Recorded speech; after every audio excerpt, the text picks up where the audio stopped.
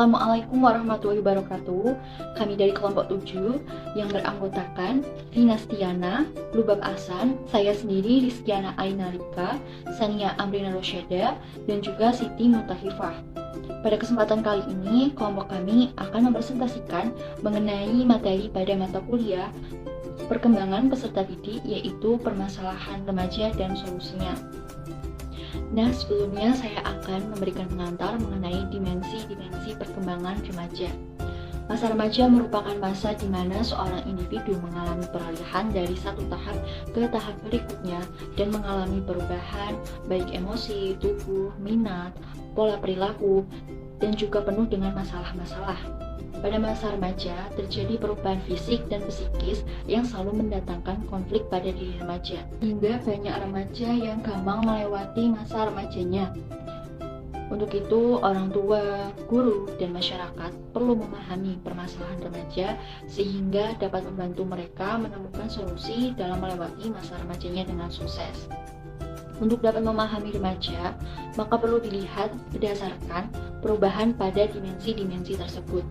Perubahan-perubahan tersebut meliputi yang pertama adalah dimensi biologis, adanya pertumbuhan secara cepat dari hormon-hormon dan berubahnya sistem biologis pada remaja laki-laki dan perempuan mengakibatkan terjadinya masa pubertas. Pada anak perempuan akan mendapatkan menstruasi sebagai pertanda bahwa sistem reproduksinya sudah aktif. Selanjutnya terjadi perubahan fisik seperti payudara yang mulai berkembang, dan untuk laki-laki mulai memperlihatkan perubahan dalam suara, otot, dan fisik lainnya. Dan yang kedua yaitu dimensi kognitif. Pada periode ini, remaja mengalami perkembangan kognitif, yaitu idealnya para remaja sudah memiliki pola pikir sendiri dalam usaha memecahkan masalah-masalah yang kompleks dan abstrak, di mana para remaja tidak lagi menerima informasi apa adanya, tetapi mereka akan memproses informasi itu serta mengadaptasikannya dengan pemikiran mereka sendiri. Pada kenyataan, masih sangat banyak remaja yang belum mampu sepenuhnya mencapai tahap perkembangan kognitif operasional formal ini.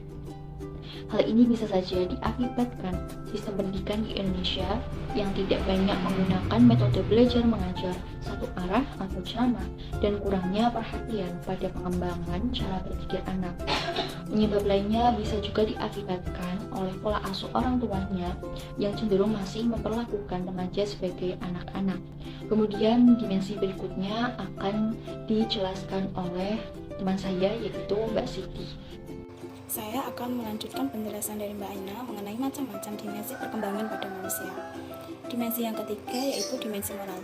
Kemampuan berpikir dalam dimensi moral atau moral reasoning pada remaja berkembang karena mereka mulai melihat adanya kejanggalan dan ketidakseimbangan antara yang mereka percayai dahulu dengan kenyataan yang ada di sekitarnya. Perubahan inilah yang seringkali mendasari sikap pemberontakan remaja terhadap peraturan atau otoritas yang selama ini diterima bulat-bulat. Orang tua yang tidak mampu memberikan penjelasan dengan bijak dan bersikap kaku akan membuat sang remaja tambah bingung. Remaja tersebut akan mencari jawaban di luar lingkaran orang tua dan nilai yang dianutnya sebelumnya. Ini bisa menjadi berbahaya jika lingkungan baru memberi jawaban yang tidak diinginkan atau bertentangan dengan yang telah diberikan oleh orang tuanya. Dimensi yang keempat adalah dimensi sosial emosional. Pada masa ini, mood atau suasana hati remaja bisa berubah dengan sangat cepat. Dalam hal kesadaran diri, pada masa remaja, para remaja mengalami perubahan yang dramatis dalam kesadaran diri mereka atau self-awareness. Mereka sangat rentan terhadap pendapat orang lain. Pada dimensi ini, para remaja juga sering menganggap diri mereka serba mampu dan serba tahu, sehingga seringkali mereka terlihat tidak memikirkan sebab akibat dari perbuatan mereka yang akan dilakukan. Dimensi yang kelima yaitu dimensi agama. Pola perubahan minat beragama pada remaja menurut Harlock dapat dikelompokkan ke dalam 3 periode. Periode pertama yaitu periode kesadaran religius. Pada periode ini, remaja mempersiapkan diri untuk menjadi anggota kelompok atau jamaah agama yang dianut oleh orang tuanya. Pada periode ini, minat religius remaja meninggi. Periode yang kedua yaitu periode keraguan religius. Pada periode ini, remaja selalu bersikap skeptis pada berbagai bentuk ritual, seperti doa dan upacara-upacara agama yang bersifat moral lainnya. Mungkin pada saat yang bersamaan mereka meragukan ajaran agama yang dianutnya. Mereka mungkin meragukan sifat-sifat Tuhan dan kehidupan setelah kematian. Kepercayaan remaja terhadap sifat-sifat Tuhan banyak dipengaruhi oleh kondisi emosi mereka. Periode yang ketiga yaitu periode rekonstruksi religius. Pada periode ini, lambat atau cepat, remaja membutuhkan keyakinan agama. Meskipun keyakinan agama pada masa anak-anak tidak dapat lagi memuaskan keingintahuannya terhadap agama.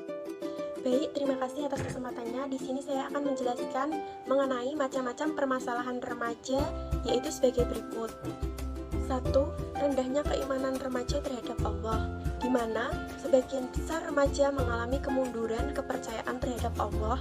Hal ini ditandai dengan semakin beraninya remaja melanggar larangan Allah secara terang-terangan seperti tidak sholat, tidak puasa, berpacaran di tempat umum, dan lain-lain. Rendahnya keimanan remaja menjadi penyebab permasalahan akhlak remaja lainnya seperti seks bebas, merokok, penyalahgunaan narkoba, pencurian, dan lain-lain. Yang kedua yaitu menurunnya pelaksanaan ibadah pada remaja, di mana sebagian remaja mengalami penurunan pengalaman agama dibandingkan pada masa anak-anak. Mereka mungkin terbiasa atau pernah salat pada masa anak-anak, kemudian tidak melaksanakan salat pada masa remaja. Sebagian remaja bahkan marah ketika diingatkan untuk melaksanakan ibadah dengan alasan malas, bosan, dan sebagainya. Ketiga, penyalahgunaan narkoba.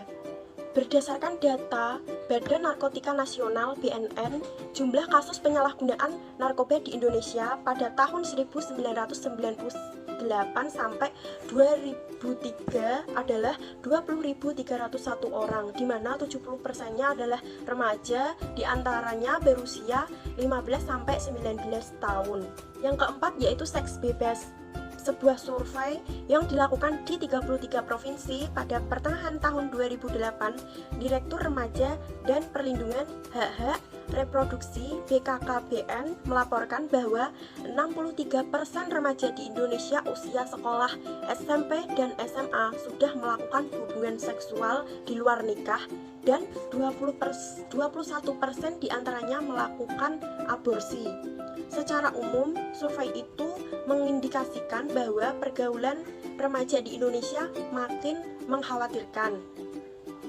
Direktur Remaja dan Perlindungan Hak-Hak Reproduksi BKKBN mengatakan presentasi remaja yang melakukan hubungan seksual pranikah tersebut mengalami peningkatan jika dibandingkan dengan tahun-tahun sebelumnya. Kelima yaitu bolos sekolah.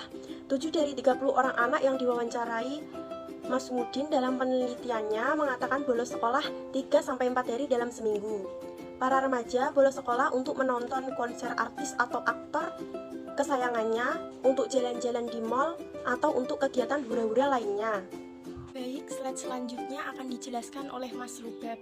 Akibat-akibat yang ditimbulkan dari berbagai permasalahan akhlak remaja di atas antara lain yaitu 1.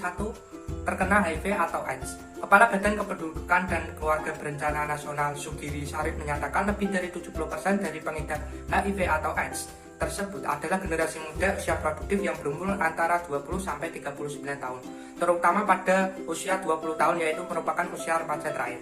Kedua, mencuri, menodong, mencopet, dan sejenisnya. Mereka melakukan ini untuk mendapatkan uang seperti membeli narkoba atau untuk kebutuhan hidup hura-hura. Sebagian remaja melakukan pencurian, penodongan, pencopetan, dan sebagainya. Yang ketiga, bunuh diri. Pakar psikologi dari Universitas Jenderal Sudirman, Tias Retnawulan, mengatakan dari berbagai kasus bunuh diri yang terjadi memang dilatar belakangi berbagai motif. Namun di kalangan remaja sering dilatar belakangi motif yang dalam pandangan umum terbilang remeh. Yang keempat, berkelahi dengan teman atau antar sekolah. Perkelahian umumnya terjadi karena ketersinggungan antar remaja. Berbagai penelitian menunjukkan perkelahian antar remaja dimulai dari perselisihan perebutan pacar, perebutan popularitas, pembelaan geng, dan lain-lain. 5. Kebut-kebutan. Perilaku kebut-kebutan ini banyak dilakukan oleh remaja yang memiliki banyak waktu luang seperti pada saat bolos sekolah dan karena menggugurkan kandungan. Hamil di luar nikah merupakan masalah yang bisa juga ditimbulkan dari perilaku seks bebas. Banyak dari remaja kita melakukan aborsi untuk menutupi kehamilannya. Biasanya aborsi ini dilakukan ketika janin berusia 1-3 minggu. Yang ketujuh, berbohong. 100% responden penelitian Mas Mudin menyatakan bahwa remaja pernah berbohong kepada orang tua, guru, atau teman. Mereka berbohong masalah uang sekolah, pekerjaan rumah, ibadah, janji, dan lain-lain. Terima kasih.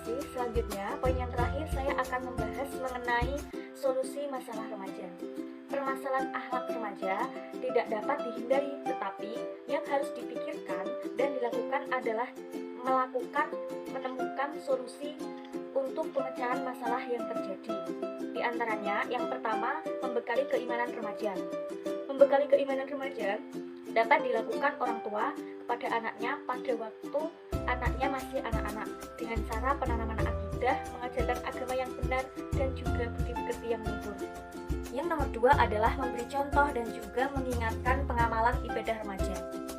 Pengamalan ibadah ini harus diajarkan orang tua kepada anaknya pada masa kanak-kanak, kemudian nantinya akan dilanjutkan pada masa remaja. Jika pada masa anak-anak ini orang tua mengajarkan untuk sholat, setelah remaja, maka orang tua dianjurkan untuk memukul remaja tersebut ketika tidak mau melakukan sholat, sebagaimana hadis Rasulullah yang artinya adalah pukulkanlah anak-anak untuk sholat ketika usianya mencapai 7 tahun. Jika sampai usia 10 tahun si anak masih meninggalkan sholat, pukullah. Hadis riwayat Abu Dawud. Untuk poin ketiga, solusinya adalah memberikan informasi kepada remaja tentang bahaya dari merokok dan juga narkoba. Misalnya, ada orang tua yang merokok maupun teman yang merokok, ataupun pengaruh dari iklan, ataupun tipe kepribadian remaja yang suka meniru. Oleh karena itu, penyampaian informasi orang tua kepada anaknya mengenai bahaya merokok dan juga narkoba ini sangat penting. Penyampaian informasi ini dapat dilakukan dalam bentuk obrolan dalam keluarga ataupun bisa disampaikan orang tua sendiri maupun guru kepada remaja tersebut. Kemudian yang keempat adalah memberikan informasi tentang pengaturan perilaku seksual dalam Islam. Pengaturan perilaku seksual dalam Islam ini telah diatur dengan baik, maka orang tua dapat melakukan pemberian informasi yang sejelas-jelasnya mengenai pengaturan perilaku seksual secara bertahap pula. Tahapan tersebut, yang pertama dengan membedakan cara berpakaian antara anak remaja putra dan juga putri. Yang kedua, memisahkan tempat tidur anak laki-laki dan anak perempuan. Yang ketiga, melarang sesama remaja laki-laki dan sesama remaja perempuan ini tidur dalam satu selimut. Kemudian, yang keempat adalah melarang anak-anak, orang tua, dan anggota keluarga lainnya masuk ke dalam ruang tidur dalam 3 waktu, sebelum sholat subuh, kemudian sesudah sholat zuhur, dan sesudah sholat isya sebelum meminta izin. Kemudian yang kelima adalah menjelaskan larangan Allah dalam hal mendekati zina, seperti berduaan tanpa muhrim, kemudian berpacaran, ataupun mengobrol antar lawan jenis. Selanjutnya, menjelaskan azab Allah kepada pelaku perbuatan yang mendekati zina. Dan yang terakhir adalah menjelaskan akibat perbuatan zina ini pada kehidupan dunia, baik dalam bidang kesehatan, maupun dalam sanksi sosial maupun hukuman. Untuk solusi yang kelima adalah membiasakan anak untuk bersikap terbuka kepada orang tua.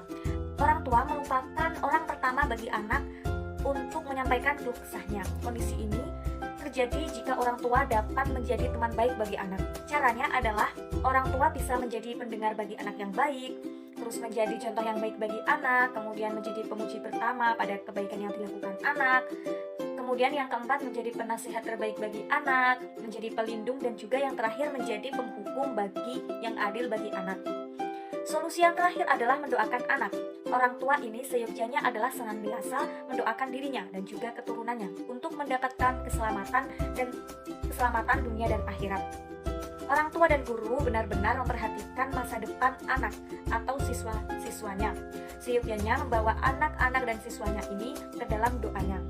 Doakan para remaja ini mampu melewati dan mengisi masa remaja dengan perbuatan yang baik sehingga menjadi bekal yang baik pada masa dewasa. Sekian yang dapat kami presentasikan. Apabila ada kesalahan dari kelompok kami, mohon dimaafkan. Sekian dan terima kasih. Wassalamualaikum warahmatullahi wabarakatuh.